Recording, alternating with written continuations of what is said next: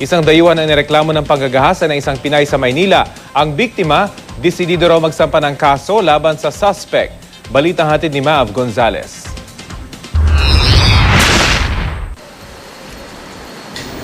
Sa halip na makapag-abroad at maiahon ng pamilya sa kahirapan, dusa ang sinapit ng isang babae sa Maynila. Kuwento ng biktimang itatago natin sa pangalang Ninita, kinontrata raw siya ng kaibigan niyang si Jeline Quiocho. May Arab daw siyang kakilala na naghahanap ng nobya at personal secretary. Noong December 29, nagtagpo si Ninita at ang suspect na si Mustafa Al-Shankiti alias Safi sa isang hotel sa Maynila. Naghanap ako ng wala kasi kong girlfriend, sabi niya ganun.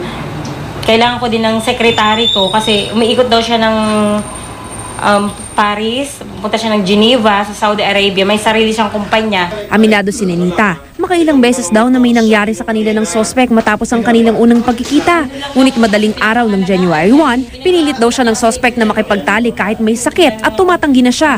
Yung baran niya na ako, tapos nagpupumiglas na ako kasi ayoko na eh.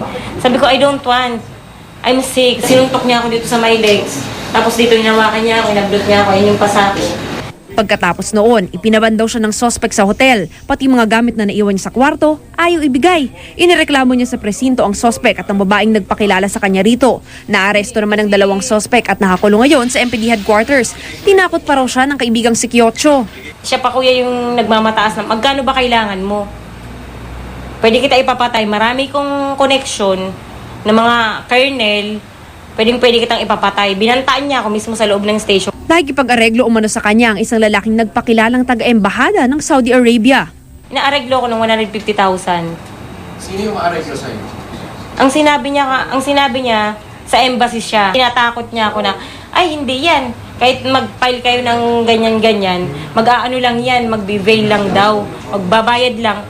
Pag nakaano na, babalik na daw ng bansa.